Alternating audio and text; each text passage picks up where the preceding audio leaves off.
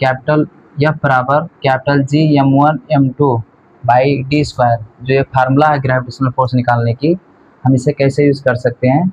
तो सबसे पहले आपको पता होना चाहिए कि इन जो अक्षर दिख रहे हैं इनका मतलब क्या है।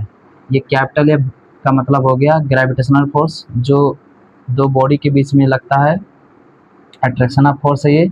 और ये कैपिटल G हो गया यूनिवर्सल ग्रेविटेशनल कांस्टेंट, जिसका मान है 6.67 इंटू 10⁻11 न्यूटन मीटर स्क्वायर पर केजी स्क्वायर।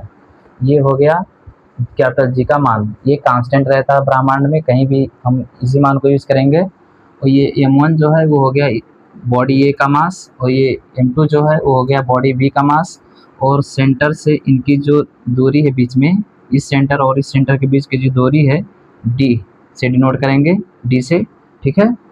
तो हम यहाँ यूज़ कैसे करेंगे, जब हम फार्मूला को अप्लाई करेंगे m1 m2 बट्टे डी स्क्वायर। तो सबसे पहले हमें निकालनी है ग्रेविटेशनल फोर्स दो बॉडी के बीच में। तो ये कैपिटल F इंडिकेट करेगा, और कैपिटल G का मान हम रखेंगे 6.67 10⁻11 यहाँ पर रख देंगे G के जगह पे। और m1 का मास, जो इसका मास होगा, पिंड होगा, उसका मास हम यहाँ m1 की जगह पे रख देंगे। और इसका जो मास होगा m2 यानी कि बॉडी B का, उसका मास हम m2 की जगह पे रख देंगे। और तीनों को एक साथ मल्टीपल कर देंगे, गुणा कर देंगे। और उसके बाद में हमें जो ये D मिला, डिस्टेंस दोनों सेंटर के बीच में, हम यहाँ पर रखकर उसका स्क्वायर कर देंगे, ठीक है। और ये गुणा करने के बाद जो हमें वैल्यू मिलेगा, उसमें हम D का जो वैल्यू आएगा उसका स्क्वायर करके हम उसमें भाग कर देंगे।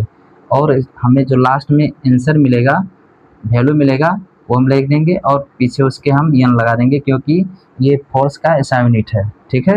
इस तरह से हम कैलकुलेट कर सकते हैं। और बुझने वाली बात यह है कि जो मास है वो हमेशा केजी में रखेंगे, ठीक है। केजी, क्योंकि मास का SI यूनिट केजी होता है। वो अगर डिस्टेंस आपको किलोमीटर में दिया है न्यूमेरिकल में, तो आप सबसे पहले उसको मीटर में चेंज कर दीजिएगा, और इसके बाद में ये वैल्यू सब फार्मूला में रखकर हम उसे सॉल्व कर सकते हैं, ठीक है। आप यहाँ पर कैलकुलेट कर सकते हैं इजीली, ठीक है। वीडियो अच्छी लगी हो तो लाइक सब्सक्राइब कर दीजिएगा। थैंक्स।